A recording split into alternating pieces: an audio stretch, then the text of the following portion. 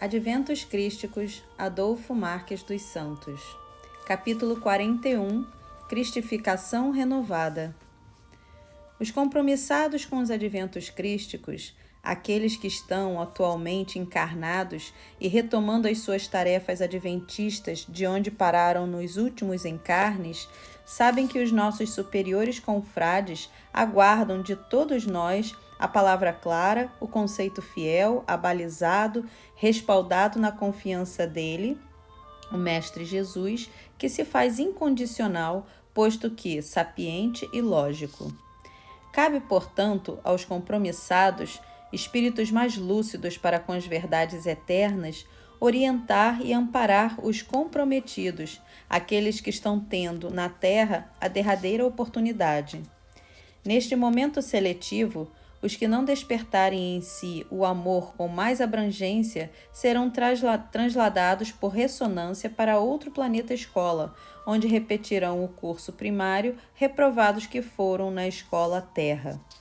O conceito que cada indivíduo tem de Deus é proporcional à sua experiência com ele. Embora o homem finito o tenha conceituado como infinito, nem por isso deixou de reduzi-lo à sua antropomórfica imagem e semelhança, o que é natural, uma vez que o finito homem não pode definir o infinito Deus. Em memoráveis tempos, o homem cultuou um Deus de temor. Mesmo atualmente, após milênios e milênios de caminhada, alguns espíritos conservadores ainda continuam tementes a Deus. Outros, no entanto, já substituíram o Deus do terror pelo Deus da bondade e da justiça. O cristianismo, representado pelo catolicismo, cultuando um Deus de bondade por ter banido da sua teologia a lei de causa e efeito, negligenciou a justiça desse mesmo Deus. O homem criou, assim, um Deus distante dele para ser adorado tão somente na transcendência e não para ser compreendido também na imanência. Com isso, faltou-lhe a transparência de vida.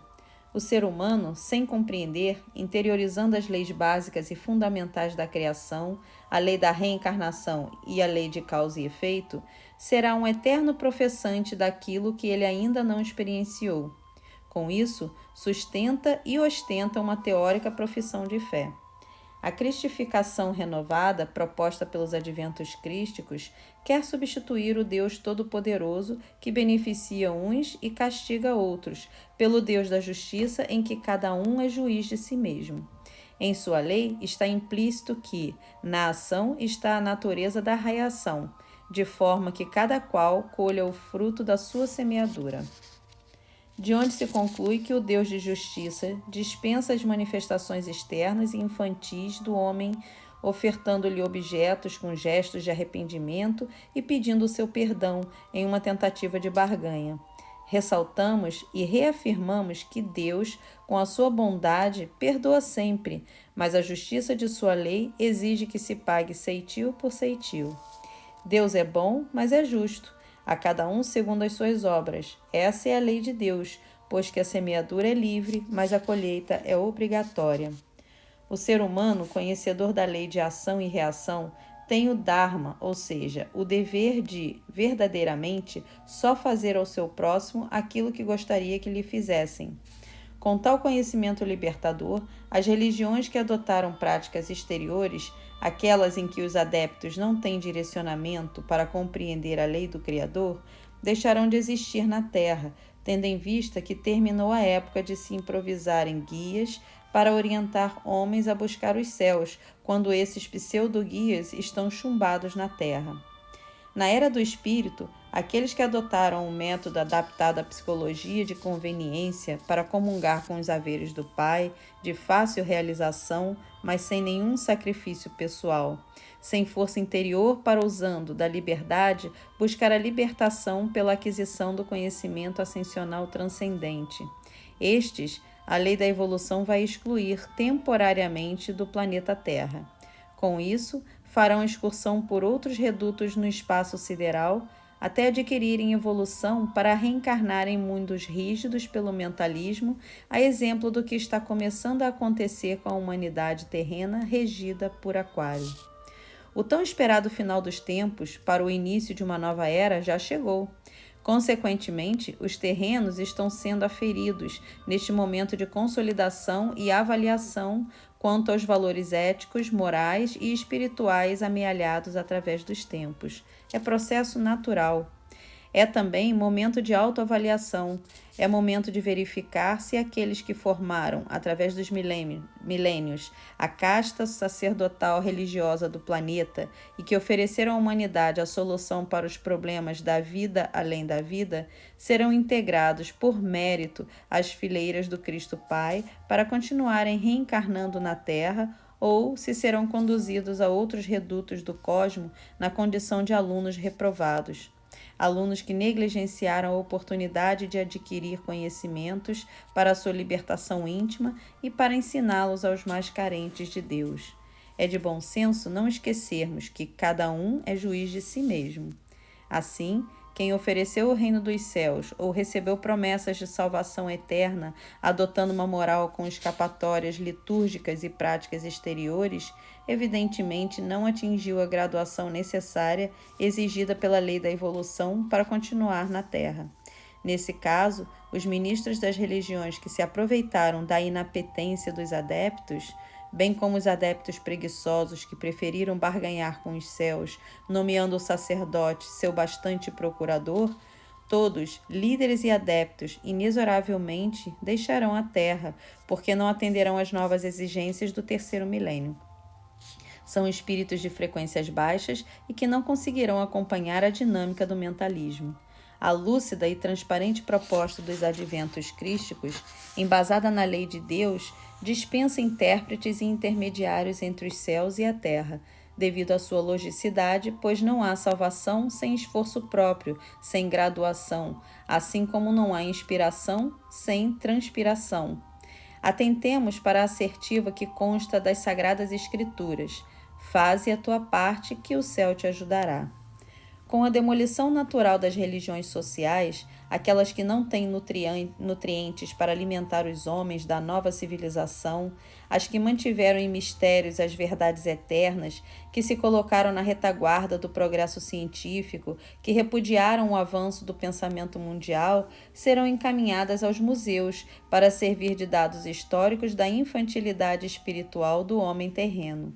Na cristificação renovada, o novo cristão precisará acompanhar a evolução do pensamento científico-religioso. Com isso, o alimento para a alma não mais ficará rançoso. O novo cristão, com sede de água viva das verdades eternas, nutrido com alimentos frescos, estará motivado para substituir os velhos pelos novos ensinamentos, não permitindo que o ceticismo se entranhe em sua alma, devido ao longo tempo de repetição sem renovação. Renovar o cristianismo é retirar aquelas ideias velhas que serviram para embalar o cristão no sono da indiferença, da ignorância, com conceitos antigos, desgastados pelo tempo, sem impulso, sem progresso estimulador da evolução ascensional. Propõem os adventos crísticos que o homem, por esforço individual e intransferível, busque reformar-se intimamente, a fim de que possa ajudar a reformular os valores de seus semelhantes mais próximos e, se lhe for permitido, os da coletividade. Assim, a reforma do cristianismo começa com a reforma íntima de cada cristão. É saudável advertir que Cristo não pode ser restringido a nenhuma religião. Ele é a essência planetária, fonte vital da humanidade e de todos os seres que vivem na Terra. Os adventos crísticos são dirigidos a todos os homens da Terra, independentemente de suas religiões, facções religiosas, seitas, filosofias, doutrinas ou qualquer atividade humana. A ética cristã, do amar ao próximo como a si mesmo, é professada e vivenciada pelos lúcidos e capazes que entregam nas mãos da lei a correção de rota dos faltosos. Dessa forma, não fazem justiça com as próprias mãos, não julgam, não criticam. Na proposta crística, inferno, purgatório, paraíso, como localidades no universo de Deus, foram desfeitos, ficando apenas 3 estados de consciência, com as unidades de medidas compatíveis com o grau de evolução de cada indivíduo.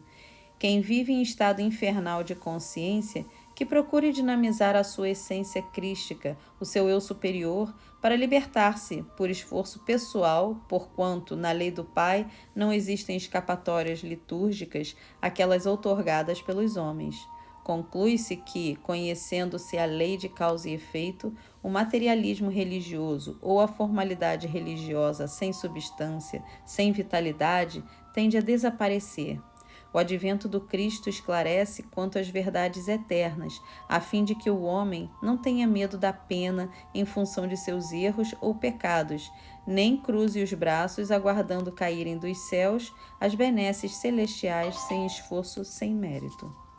Com o cristianismo renovado, o homem já não conceberá aquele Deus distante, longínquo, nos esplendores celestiais, transcendente, mas um Deus onipresente, imanente em toda a sua criação e transcendente a tudo que existe.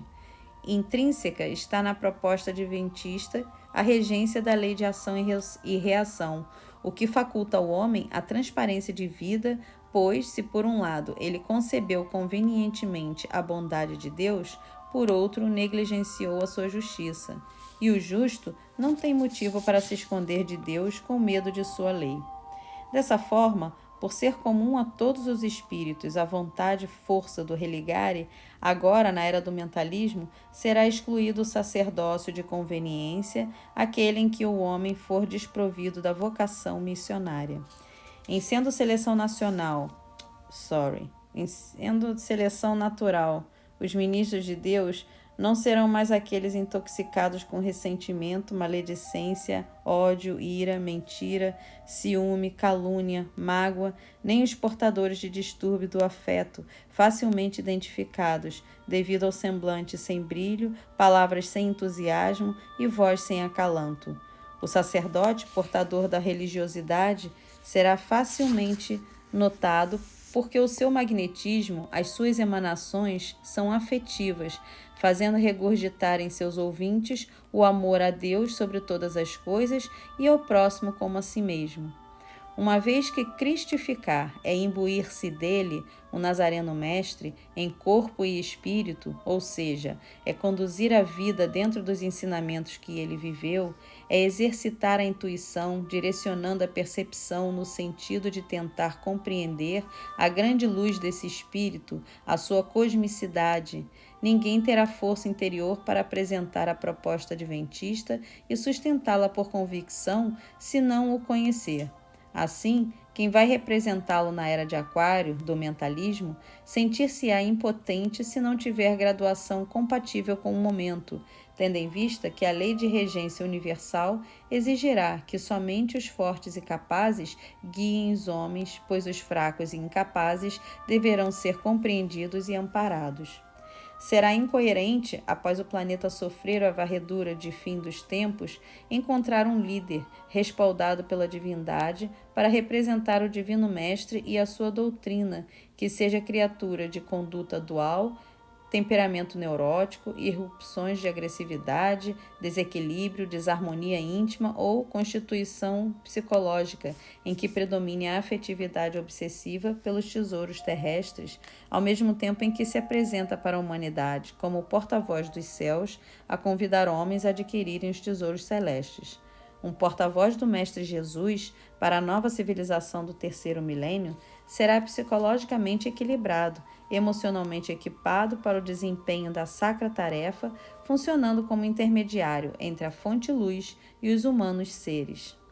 Uma vez que Jesus foi e é a manifestação plena do amor, o indivíduo que se imbuir do propósito de ser porta-voz dele deve ser portador da mais lídima intenção, para, por ressonância, ser causa do inefável, do intraduzível sentimento de amor puro, ser portador do magnetismo de brandura e de ternura, ser capaz de iluminar e colorir o mundo íntimo de seus ouvintes e lhes perfumar o templo do coração com a essência lirial dos espíritos ascensionados presentes em suas emoções. É tarefa de um sacerdote religioso fazer a ponte entre a vontade de Deus e a necessidade dos homens. Fim do capítulo 41.